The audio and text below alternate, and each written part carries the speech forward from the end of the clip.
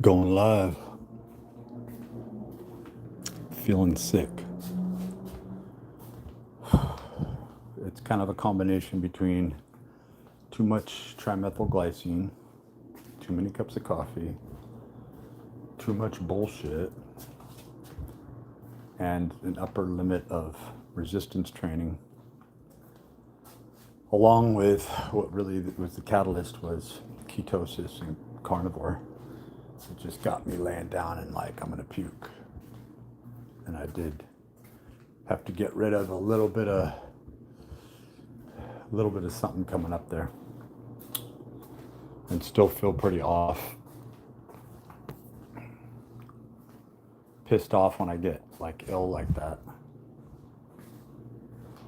because it really subverts what I'm trying to get done here. But we did get a good workout in. And the beauty is that when you don't skip a day, even though you don't want to train the next day, it compounds. And that's what a lot of people don't talk about. It's just the compounding effects of everyday training. You have to create a deficit, whether it's with macronutrients, even micronutrients. They have to take over for one another, right? There's like a synergy happening there. And a lot of people don't like to talk about this either, but it really comes down to catalyzing certain amino acid reactions. And that's why there's so many different pathways. This really gets into orthomolecular nutrition and nutritional sciences. When you don't have enough of one synergistic mineral component, such as magnesium, sodium, potassium, copper, cobalt, boron, you go on down the list. When there isn't enough, your body recognizes that and just goes into a completely different substrate. This isn't talked about enough, because what ends up happening is, after training scientists who've drawn blood and then them corroborating that, yeah, it's interesting how people in certain areas of Africa throughout several decades, things have shifted and changed even since then, since the era that I'm talking about, 15, 20 years ago, is that people's blood profiles were much higher in certain minerals and nutrients, base nutrients, markers that showed that they had no deficiency when they hadn't eaten anything that would render that type of balance. The body is very aware from a sensory input, output, when you talk about the autonomous nervous system, efferent signal responses. Yeah, it seems like talking is just the thing that's in the way. I'm really trying to condition myself to do more live streams, even if it's just doing it like this, where I'm just chilling back. My body wants to step up, and it's like the last thing in the world I want to do is talk, right? But it's essential, especially if you're in a position where you're really trying to assist people and be more of an educator. And truth be told, when I'd have clients, when I'd be training even multiple clients on the floor, and they'd be asking me questions, it's like you have to be prepared to answer that question, right? Or at least defer it and say, I'll send you a little more information about that later, or, however it comes to be. Now with ChatGPT, everything can be cross-referenced right then and there, so people know whether or not you're full of shit, straight up, and just making things up, or if you really know what you're talking about, right? And that's everybody. So experience becomes more paramount. It becomes more widely received and more valued, because it shows merit. It shows response ability. It's not just talk. Like, you can go on ChatGPT, and if you have a good memory or even a photographic memory and you are stupid as hell, but you just happen to have a memory, which many criminals do, you know, they can fake the principles, but the thing that turns them on and gets them going is something quite the contrary, right? And we're trying to find people that we can both do business with, that we can trust, but then we also don't want them to be overly self-righteous. Pietous, as it's called. Lots of inverted terms, where piety is actually a really good thing. If you go back to the days of David Hume, you'll see the way that he regards probity and piety. I'm just trying not to puke. Yeah, like, and the other thing is your body goes, I know what'll fix this. Go grab some of that ice cream in the refrigerator or freezer. Or just snack on one of those waffle cones. That'll be good. And no, it's not. And it's not even difficult to avoid it. But training is always a surprise. Where your body gets the fuel from when you go to that lactic acid system and you're really pushing it, you feel sick. That's the true mark when you're going into this radical shift. And you can save yourself a lot of time by just going into higher intensity training. And like I say, you push it every day. You do the GIT training, gradual intensity training. You start in and just try to do 4 to 6 sets. And then pretty soon you're doing 6, 7, 8. And then you're doing that twice a day. You might do 6, 7, 8 sets, then do 3 or 4 later in the day. Pretty soon you're doing double sessions. Then you're getting 12, 15, 20 sets. And your body is adapting. And the sugar diet has not shown any results. The only people that can corroborate the results of this highly glycolytic monosaccharide based nutrition plan is those who are on PEDs. Durian Rider, Bald as Hell. I won't even mention the other channels that are just drifting and drifting off of other people's claims. And then they're completely refuting a connection at the same time. Like, they stand for nothing. They memorize little bit pieces of information that you can find on ChatGPT yourself. And then they really spew out misquoted information. They have no, they're talking about human biology, and they have no background in human biology or nutrition. But it's all about feel good, right? That's why I like Skeleton City. I do like to watch Durian Rider every now and then, but he's extremely immature. He will tell you why, with all his hubris. If you have half a wit about you, you will know that he's full of shit. You'll just see it.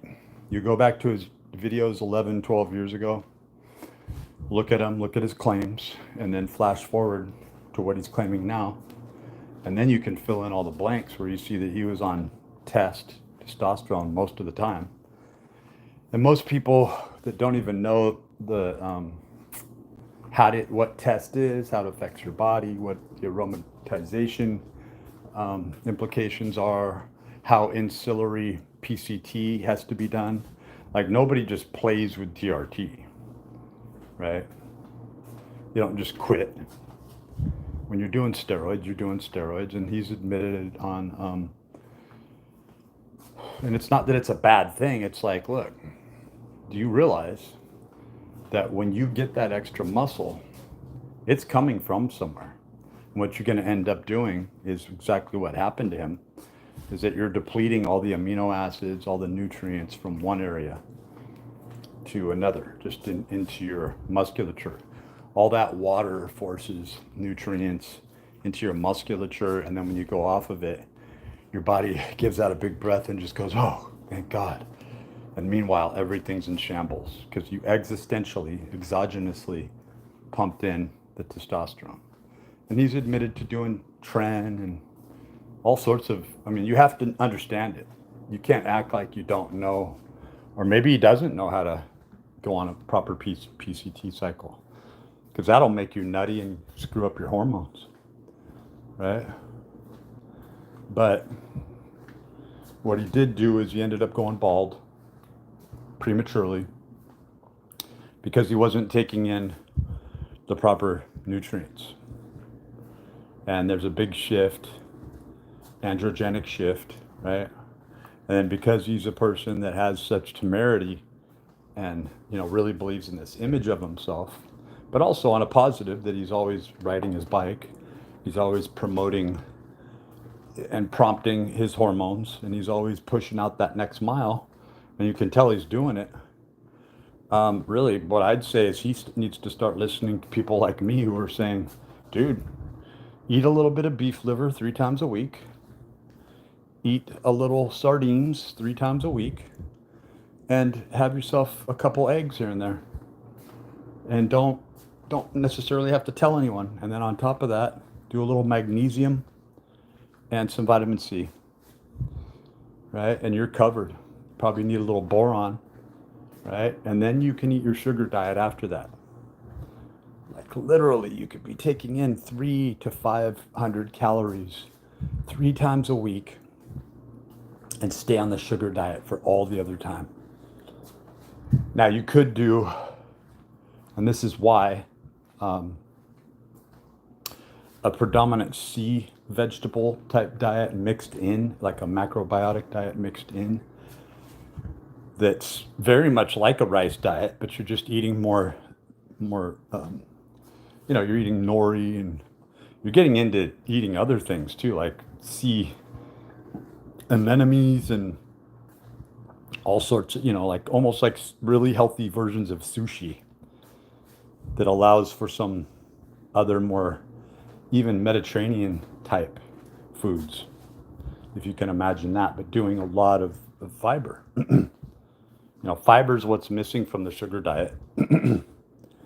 And initially, that's how I lost, like, I've lost 60 to 90 pounds several times. Several times. And I never was a big fat person. Never thought that I'd be a big fat person, but back problems, stress, low quality foods, overeating, and mainly bulking up, right? Long before I ever thought of even touching a steroid. It was just bulking up, getting bigger and bulking up. Your body gets used to it. And then all of a sudden you don't have the muscle and you're still eating, and then you're not doing anything, and then the stress hits, and the only muscle that's working is your heart. And so all those triglycerides are just, all those lipids are just pumping toward your heart. And you get into some issues, and something's trying to take you out. Something's trying to play you like a fucking violin, like an organ, like a skin suit. And you know it, and you can feel it. You can feel being watched and being played even from the inside out.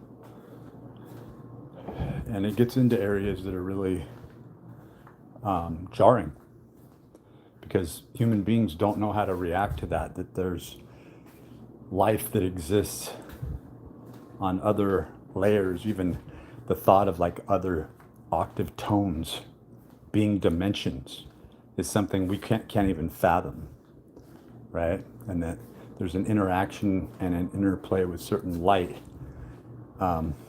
luminescence, plasma, that we can't fathom. We can't even fathom it. We can't fathom that we are kind of like the dead aspect, the dying aspect to that. That we may be the representation of long-term luminaries in existence in their final stage. Like, all signs point to that. And so when you start to look at the Illuminati, when you start to look at the Rosicrucians and the Freemasons and the Eastern Stars, you start to see, like, why are they so weird? And it's like, look, it's either them or you.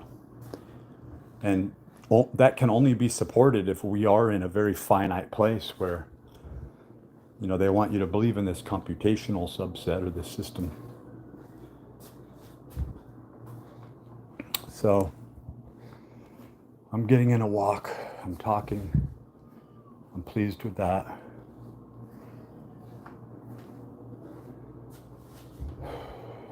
I really felt like, oh man, it's just another day where it's just like lost.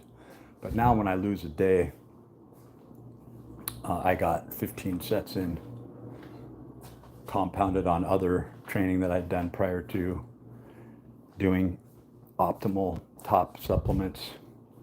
I'm getting in plenty of water, getting in plenty of everything, and just feeling good, feeling solid. And we just want to keep that going. We want to keep that on running. And that's the main goal. And of course there's stress. Of course there's a lot of shit going on in everyone's life. But you have to prioritize. For at least 2 or 3 months, you have to prioritize your health. If you really want to get out of dire straits, which most people are right there. You got to admit it to yourself that you're right on the border of it. Whether it's metabolic syndrome, diabetes, pre-diabetes, obesity, it's heart disease, just chronic stress, financial stress. I mean, it's hitting everybody all at once, all together, all at once, and you can feel it. And it's almost like this dark, dim, mercurial consciousness is always there. And when you begin to talk about it, it's like, oh yeah, we're still here. There's this phasic shift with consciousness. So do you just, in a Pangloss sort of way, pretend that you're overly optimistic? You know, that only takes you so far, and there's no base or core, there's no axiom to you. So there's just absolutely no way you can continue that unless you really live a lie, in which case you're not any good for yourself or anyone else. Then when you start to live based on the truth, principles, and dealing with things as they are, like that your body is going to succumb to certain wants, needs, desires, and you need to mitigate that and find ways to where you're not hurting yourself or other people. You're dealing with it. As far as diet goes, that you're covered. That you may feel like shit, you may feel overtrained, but when your body knows that it has all the nutrients that's required, that it requires, and that function, stability, and focus, conscious focus, can only be had when you stay in that zone, well, nutrition becomes the paramount epicenter that allows us to do anything. And most people are just burning the candle at both ends. They're enlightened from outside forces that are like chameleons to ourselves, where we mistake something, some sort of force that comes to us as ourselves, and then when it leaves us, we realize, I don't know where I went. That's what it wants you to think. It poses as you, it superimposes into you, through you, and this is what gets people thinking, is it technology? Now, how about something that's beyond technology? How about something that's beyond spirituality? How about something that's beyond plasma, a plasma state or an etheric state, that we don't know what it is, and the only thing we can do that would bend our minds is to call it God, right? And that for many of us, God is a much lesser, something we can control, something that's equilateral to us in some way. We want to believe that. But we do not want to fathom that something could be so far beyond us in every conceivable, into every inconceivable way, that it would just warp. Like there's no words for it. There's no words for the colors. There's no words for the sensations, the smells, the sensory yeah, we're so limited. And so a lot of people in that whole Dolores Cannon sort of white lighter community, right, want to believe that this is a training ground. This body is a way for us to first sort of take these steps as if we're being supported. I don't believe that for shit, man. This is not a positive experience. It is not a mentoring experience. It is not an encouraging experience. It is an experience that's really shows signs of this entropy-based breakdown process of like dilution, of finally getting rid of the elements that are unnecessary. Where when you look at who excels, I mean, even more strange is like JJ Vance was just doing an Operation GCD live, and he's talking about all the history and the names, and he's fascinated with his family, and it's interesting, right? Because it all ties in together. But once you get rid of the hubris, and like for my family, I think there are probably corrupt crooks. If their names were in there at one time, like George Washington, he was corrupt. They were all corrupt, and yet they were like deified. Right? The idea of them was deified. It's almost like we will take your namesake over. We will take over history. We will recreate you. But the real Washington was a piece of shit. Right? The real Lincoln, piece of shit. The real everybody was a piece of shit. But we'll absorb it. We'll create the narrative. I won't even begin to slaughter even a paraphrasing of Napoleon stating this, but he stated that everything was a lie. Everything was just basically an imagination of creation, but it wasn't aberrant. It wasn't capricious. It was very methodical. And it's as if whoever's carrying this out does so because they hear a voice that tells them to do that, and they don't know why in the fuck they're doing one thing or the other, but they're doing it anyway. Because if they don't, they're fucked. And they wanted, through their own ambition, through their own inclination, but even more so as they reflect back in their lives, they realize it was always this way. They were always being set up. And if they refused, there's always another and another and another that will take your place. Right? It's playing some sort of pre-existent algorithm out. And for the people who just accept that and go along with it, they appear to do quite well, but they're still going to die. They're still going to face a principle-less existence, knowing that they failed in the highest regard. And whatever it is very aware of that, And so that's why I don't argue with people when, like, I could argue with people all day about Christianity, about their idea of God, the Bible, but maybe that's as far as we can stretch ourselves. That's the end game. Like, in other words, I think that C.S. Lewis and many other people came to that where they realized human beings, including myself, we're not going to be able to stretch beyond this. We're not going to be able to open ourselves up as we once thought in our youth. That there really isn't any more to me.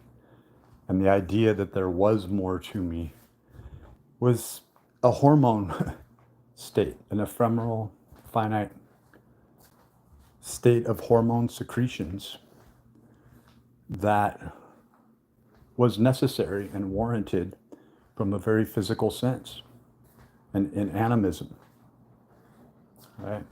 A beastly mechanism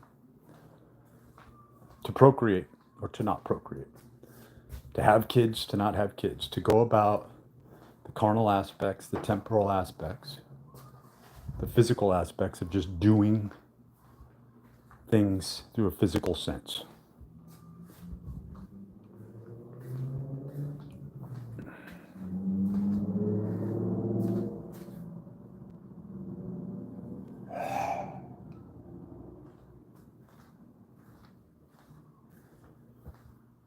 And that's all there is. That's all there is to us, right?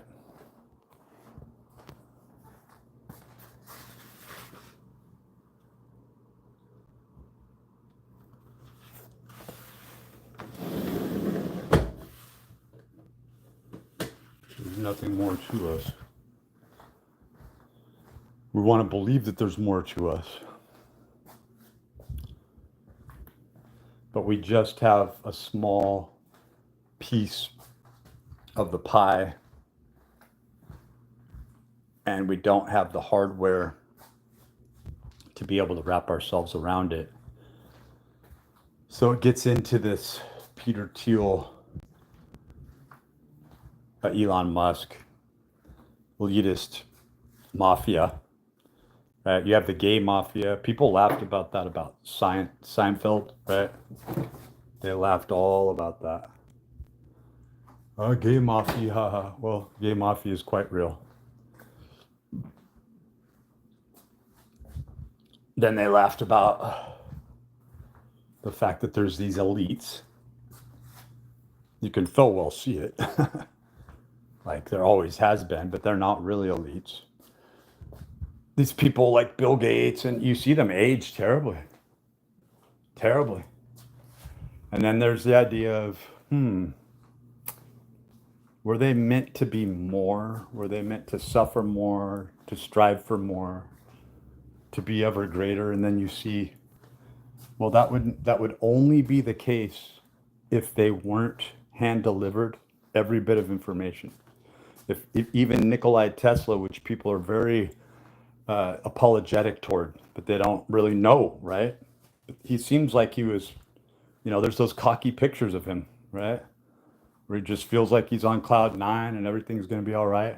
But he doesn't see the broader picture, that there's this very dark entity arching over, always there, always in the wait, always on the ready. I'm going to pull out this refrigerator a little bit because it's kind of making weird noises. And we want to believe that consciousness stretches out and beyond.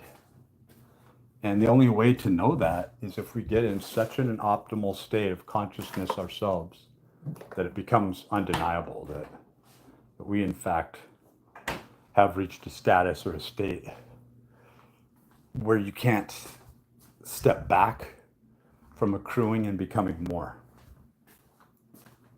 Where the expansive aspect of it, that's why with EPL, Esoteric Principles of Light, I get into Ubermensch, Ubergott,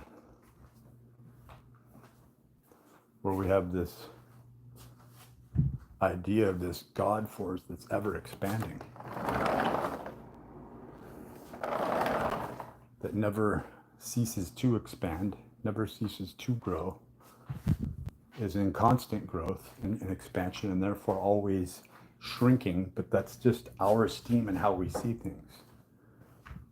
To think it's neither shrinking, right, nor is it expanding. It just is. If something is, and you are not, you're going to perceive it differently, right? So when you look at the totality, and if you see the physics change, it means that we are on the wrong side of shit city, right? We're in this corporeal, dying, carbon rot, carbon-based world. And we see that evident and clear. And it's no joke. It's a very telling thing that we're hiding from.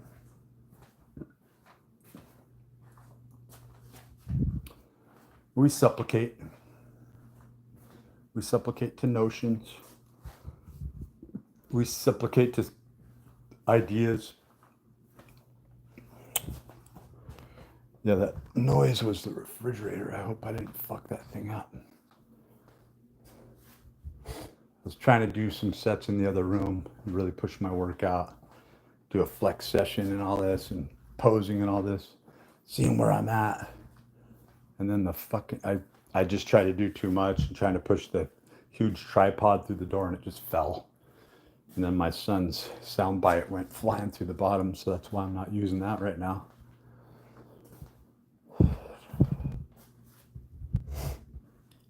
But this is more or less a live stream where I'm just walking, like. But reality seems so weird, you know. We want to pretend, like everyone pretends and contends that there's a base, and we're attracted to that. We want to watch YouTubers where there's like some sort of base where it doesn't shrink back into this doldrum and then don't bring me down. But what I find is more and more people are just attracted to the truth. They're like, look, shit sucks. And when I think it doesn't suck, I really want to reach out and find people who are saying just the opposite. Because I realize that I'm living in the delusion of a hormone-driven lie that is putting me on sort of this cloud nine feeling that doesn't work anymore. But the biggest question you got to ask yourself is, if the shit hit the fan, do you want to feel the illusion of being on cloud nine? And the better question is, and always has been, would you like to be drunk? Would you like to be high off your ass? Just happen to be that way? Or eating a really large meal, or I don't know, having sex, or doing something that you normally wouldn't do because your principles are saying don't do this? Would you rather be doing that? That's the illusion. That's living in the matrix, in the machine. And it really wouldn't matter if we don't have spirits, if we don't go on, right? So that's why this idea of spirituality and spiritualism that really extends back long before Christianity was ever even in existence on any level. And if you want to argue and say that Judaism was that, go read the Talmud and see what they think of you. See what they think of their own people that are lower classmen. No, they got a franchise on that shit when they came out of Babylon with their fucking black magic blazing, man. The Kabbalistic magic. That shit is no lie, and it's for real. And, you know, it may seem like I'm one that really touts witchcraft and druidism and magic, but if you could do it with technology, wouldn't that be easier? If you could make someone believe that they're doing all this shit, and then they sort of fashion themselves around this, like Aleister Crowley or some witch who thinks she's like super scary and capable of doing this. It's working through you. It's working through you. They're not doing any of this. Human beings can't do jack shit. It's playing us and laughing about it and superimposing itself. We're little skin bag fart machines. It loves the fact that we believe that we have superpowers. It loves it. And it'll play through people who really have the hubris that believe, like, the strangest things that just don't make sense. You ever seen the Asian guy who supposedly has this electromagnetic chest where shit can just stick to him, you know? And then 9 times out of 10, those motherfuckers are all lying. And they're just pulling some shit. But sometimes it's probably true. Maybe it's even 8 out of 10 times, right? I mean, to have 20%, that's huge. 15, 20%. So what I'm contending is that something's always there, something's always watching. And the perfect example is probably remote viewing with, you know, people like Joe McGonigal, for example. He's dumb enough to believe it. He's posturing himself and postulating something that's real. He's paid by the government. He's getting a paycheck. He's going to work every day. There's a name for it. There's a titleship. There's a pecking order. And so if it was complete bullshit, but suddenly things started to come true, and you're going, I don't know why I feel this sensation or why I'm pressed to say this, but let's just say it. You're still taking that for you, right? Because you have this human temerity, this hubris that just tells you this must be me. But what I've always contended is that something's happening through you. Something's happening to you. Something's making you think that you are actually doing it, when in fact it's not you at all. You can't just think something and do it. I thought that for a long time. In fact, I've done things like that, or thought I'd done things like that. And it only allows you to do that when it's convenient for it, when you are campaigning for it, right? Once you're no longer campaigning for it, once you discover principles, try doing it again. You won't have the ability to do it. And I'm telling you, at the root of all this, there's the pentagram, the pentagon, right? Don't even need to say more than that. That's the only item, the only device. The supplication to say five fingers, 5 toes, 5 in existence, 5 to the left, 5 to the right. Choose a side. You're only going to get 5 paces, 5 ways, 5 points to the star. And on that altar, between those two that look like an altar, the inverted pentagram, that's where the shit is sacrificed. The people, the love, the times, the experiences, because it's all an illusion. Like, you don't want to admit it, but you're beginning to understand it, and you don't want to become corrupt when you finally acknowledge it, that love itself is an illusion, right? But it's such an antithetical way of thinking, feeling, reacting, doing, that it creates a life of its own. It taps into something that doesn't exist in this universe. Yeah, there's power to it. So then it really bends people, because they begin to think, well, if this illusion's real, then all these illusions are real, and therefore it's not an illusion. And that is primarily where we fuck up, right? Because reality is shaped. There's a general consensus. There's an on-running computational system that layers the veneer over us and around us and through us. And there's probably more than one. It's probably on several different light spectrums. Reminds me a bit of Superman. It's a complex storyboard, James Gunn, right? And I really liked The Flash. But again, like how our fantasies reach out into real life. And Ezra Miller, like, so tell me he's not succumbing to an entity trying to take him over. Like, he's like, I'll do. And even in the movie, it's like he's split, right? He's got this split personality. He's crazy in the movie. He's crazy outside the movie. Maybe he really wanted to be a better person. You know, maybe he didn't want to admit, shit, something's after me, and it's talking to me, and it's making me do things and feel things. It won't even allow you to achieve stardom unless you are 100% behind it. Unless you admit you aren't shit. You're part of the illusion, you're part of the vapors, and whatever it does, you want it to be able to trust you, so that when it brings your code back into some formatted geometry that could be called a reality, sort of, right? But there's this flux, there's this shift, there's this undulation, there's this field operation, there's this quantum event.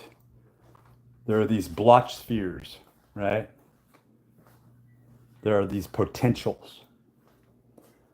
There's absolute cold, absolute zero, absolute hot, the highest Kelvins imaginable, but that's only pertaining to these physics here. And it's saying we went to the utter ends of this, and the gases and the plasma and the crystalline structures that come forth, right? It's saying everything in between doesn't exist. They're just aphorisms, nuances, right? And when you come into this, you have to be aligned with a side. I mean, it's so boring talking about this, because it comes to the same place. It's this dualistic bullshit. None of us want to believe that. None of us want to live in that. None of us want to admit that. Because we live in a place where all our social media, all the entertainment, all the things that keep us from killing ourselves like bad robots, all those things are complete fabrications, and we know it. The food, everything. And that's what the original Matrix movie was about. It was the fact that once you break out of one matrix, you're in another. It's impossible to break out. That you're bound to the geometry, right? You're bound to Metatron's cube. And so you see how if people came into this understanding many, many generations ago, that they would think, okay, do you want to be on top or do you want to be on the bottom? Because there is no middle ground. You can believe that there is middle ground, but those are all the people who are caught in the web. It's the majority. What would you do? And you're there, by the way. All of us are. What would you do if you could be the absolute ruler of this place? Where you could step up and start going along with just taking all your competition out. Wouldn't that be the first step? So when you see the complexity of World War II, Mein Kampf, my struggle, he heard voices. I urge you to go on the Underclass podcast. This is from a few days back, a little more, and check that out because it's. And then there's that the Gray Pill podcast, Already Dead, I think he goes by, and so Austin Pickard is on there with his friend. I can't remember his name, but they're both really good. They're jaded, and that is the appropriate, especially for people their age in their early 30s, late 20s. It's like they're appropriately reacting. Like their lives, their reality has been shit. All of us have, but I mean, when you see the dynamic shifting that some of us have been through, like to even imagine the 70s and then the 80s and then the 90s and going forth, if that's even a thing, if there really is even a forward and a backward, right? You see how all these quarks are just like existent in one semi-stable force, right? And they're just aphorisms. It's the same thing in a flux situation. And once all these subparticles stop spinning, once these fermion just cease to spin, everything's going to stop. Maybe that's what's keeping us back, right? Maybe consciousness is being bound just by the spin. We think the adverse. We think that the spin is necessary, but to stop the spin, well, you stop time. And then imagine if you could stop one, well, there would be a kinetic event where everything would just freeze. And then instantly, to us, we would think that means absolute zero. We'd think that means absolute cold. What if it happens all at once? There's no ice structures, no crystalline structures. There's no before and after. There just is. So it could be that it's the spin that's the problem. And then we get into anti-aging. We get into this idea of total consciousness, which is total awareness. We want other people's awareness. We want other people's ability. So much so that it's capped. And this is something Jason Rizzo-Giorgiani has played with some months back, but it's true. It's relevant. And it comes up with this idea that has been popularized at times, and then it just sort of goes into the back burner, and that is that there is a cap to entropy, information stored as information, and that there have been more than one notable person in science, in computation, quantum field operations that have looked at this and gone, holy shit, this could be what brought about catastrophic events like Atlantis. Whether it's real or not, I mean, who knows what the fuck it was called? There's no person such as Jesus. There's no right. Names are changed, languages disappear, models disappear, and small-minded people carry on the dogma, and they're dangerous. Like you have somebody, you're just chatting with an Amazon delivery person, or you're working a part-time job or whatever it might be, and oh no, I believe in that, and it's like, how dangerous that is. That if you took that person with that ideology where they really don't know anything and they're just believing the dogma, they're believing what they're told, they're running with it, how dangerous they are. Because they can go on every single day and wake up, right? And never really question the validity. That's fucking dangerous. But many of us want to know, and maybe that's more dangerous because we're not entitled to know, are we? Or are we? That's the big question, That's where I'll probably leave it off, is that, a lot of us, I think of Johnny Depp, The Ninth Gate, right? And it's kind of weird. You have that 9, right? You have the ninth circle. If you look at Sean, what is it, Atwood? Or I'm thinking of Kevin A. and Sean, I think Atwood. I haven't watched his channel for a little while, but he's very pivotal in that area. He's always doing interviews. He's almost got 1 million subs, and he looks into this whole thing. But I'm gonna get rolling. I'm gonna keep walking. Got to catch my breath. Got to kind of collect my thoughts, get my energy back. And it's an exciting time, but I'm not going to get excited. Like my fitness is coming up. It's happening. I'm cracking the whip. I'm not relenting. I'm not backing off. I'll keep doing this for many months to come. The transformation is going to be insane. And I've proved that and delivered that prior to. And I'm doing it again. And it's not anything of hubris. It's my last leg I'm standing on. And it's not something where I'm saying you should do this, but you could. If you got nothing else going for you, I am showing that. I'm like, look, if you are overweight and everything's still working, do you understand that they're going to try to put you on insulin and it's going to cost you your limbs? Do you understand that it's a digression and they have already planned your demise? And for you to just accept, are you with them? You know who you are. And you are bigger than the machine. And it wants to suppress you.